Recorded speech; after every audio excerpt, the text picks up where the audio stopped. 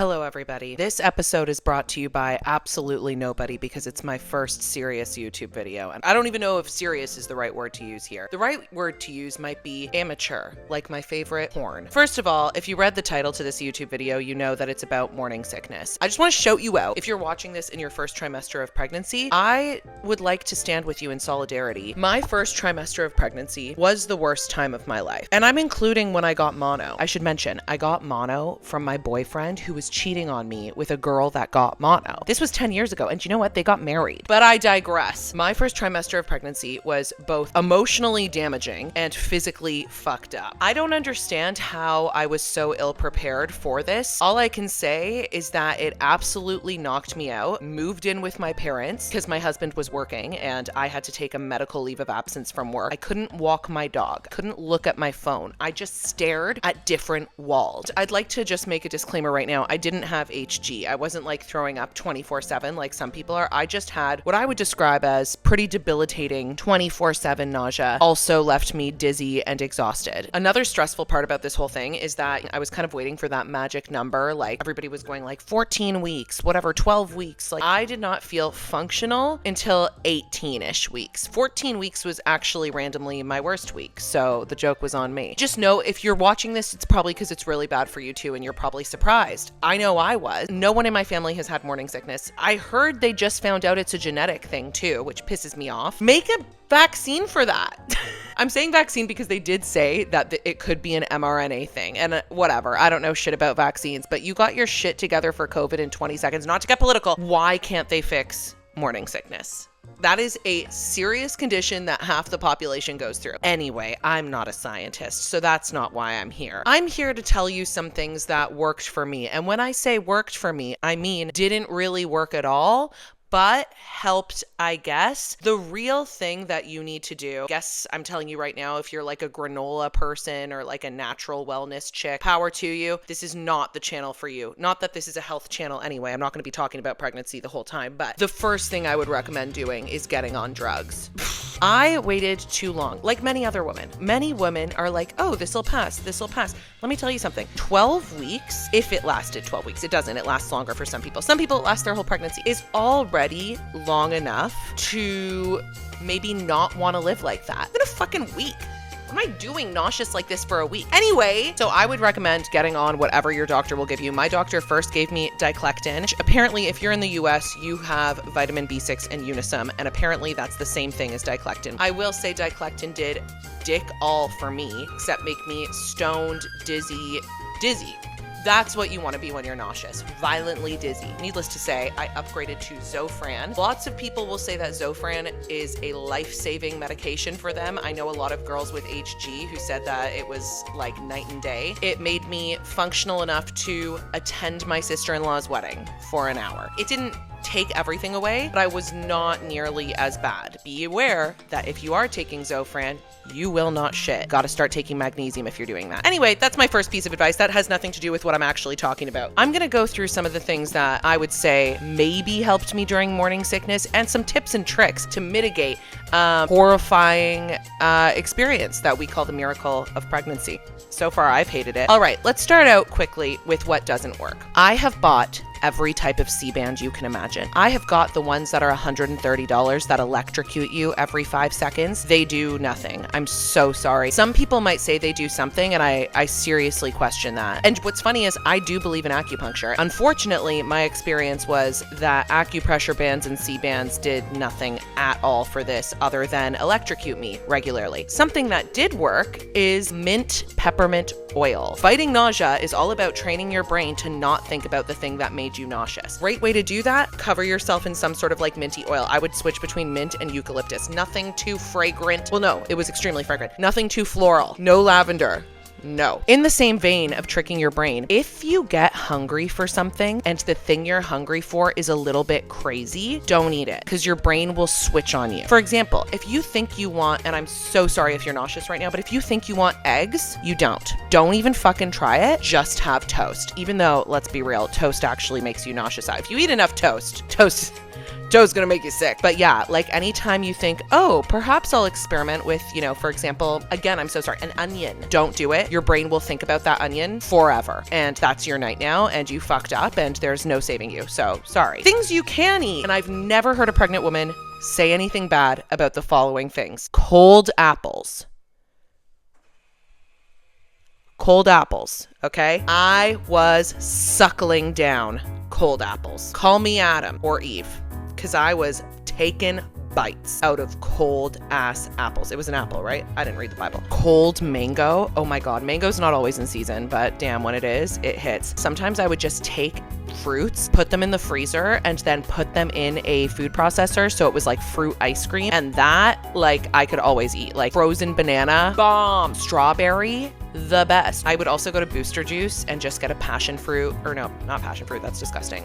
Pomegranate Booster Juice, and then I put it in the freezer and I'd eat it with a little spoon. Cold fruits, specifically apples, usually are okay. The thing that unfortunately, I hate to say, really saved me every single day was cream of wheat porridge and Greek yogurt. The stuff about Greek yogurt, everybody's gonna tell you to eat Greek yogurt. It's not a myth. You can feel like fucking garbage and you'll eat the Greek yogurt and you still won't feel great, but something went right. Every time I felt like shit, I would eat Greek yogurt. And you can get a million different flavors. I got a banana one, I got a key lime one. Like, it's so annoying because you don't feel like eating anything, but you can swallow Greek yogurt. Believe in yourself, ladies, you've swallowed worse. The number one thing that helped me in a crisis, like I can't even deal with how sick I feel, get in the bath. Not a hot bath, a lukewarm bath. I would bring a bowl of Greek yogurt to the bath. Body would calm down. I'm in water. I'm having fun. It's a splash pad. And now I'm eating my Greek yogurt. Reason that works, I couldn't tell you. Feel like maybe when you are sick for so long and so often and always expecting to feel sick, you're tense, right?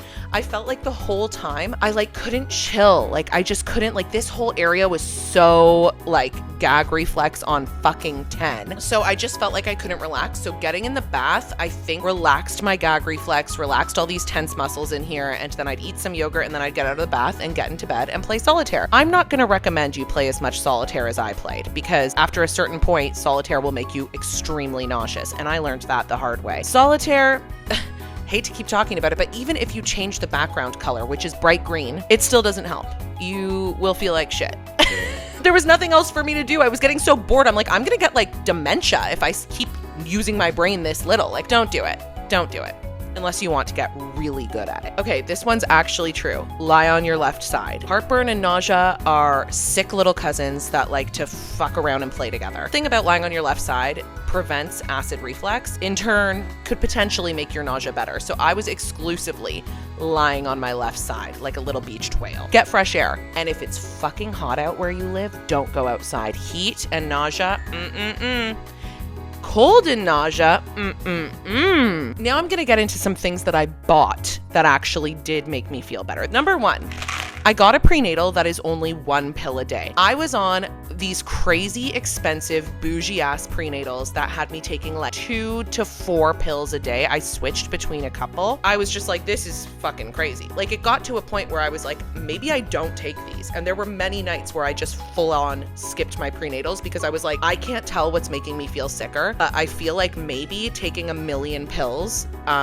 isn't helping. And by the way, my baby's thriving. It turns out you can use the cheap shit. Funnily enough, I miscarried when I was on the expensive shit. There's no correlation. That's my point. I would take it at night and then go to bed. Other thing that really helped me, back to the part about the muscles not relaxing, I had, before I got pregnant, a period cramp cream. This one is called Cramp Cream by Some Days. Holistic, natural ass, pleasant cream that relaxes all your muscles. So I started putting this on like my lower back and stomach because I felt like my stomach was so tense from wanting to puke 24/7. I don't know, this like relaxed me. I'd put it on my chest. I'd put it on, like obviously you can't use like icy hot. Maybe you can, I don't know. I didn't. I just used this cramp cream. I don't know.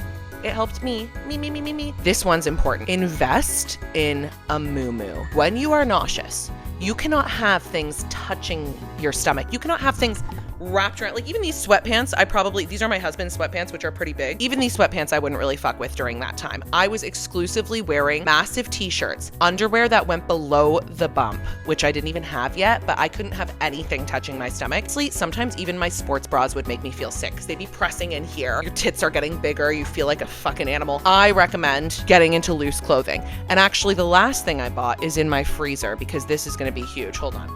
ASMR. This is a frozen migraine cap.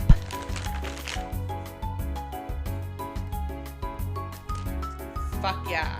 So it kind of looks like a condom on your head, right? Do you care? Of course you don't. You feel like crap. Frozen things in general, like an ice roller, whatever. I have another thing that I use. This is just an ice pack for like my dad's back. I took it. I was just jamming this shit on my face, falling asleep on the side. Getting cold does something. This is a migraine cap. I got it from Amazon and it squishes your head. Essential oil under your nose. Your sensory deprivation. If you're watching this and you're not pregnant, which I don't know why the hell you would do that, that thing for hangovers, I haven't used it for a hangover yet, but I'm looking forward to that. I think that is it. I will also say that I was taking magnesium my entire pregnancy and I can't say if that helped or not. I obviously felt violently ill anyway. Maybe it would have been worse if I wasn't taking magnesium, but I was taking magnesium, so I guess we'll never know. The last thing I want to say is the number one thing is try and chill out. I know after a while it gets like devastating when your life is just like that. I quite literally said I would take the end of life medication if it was offered to me. Like if this is how I felt every day and I wasn't pregnant, I would take the end of life medication.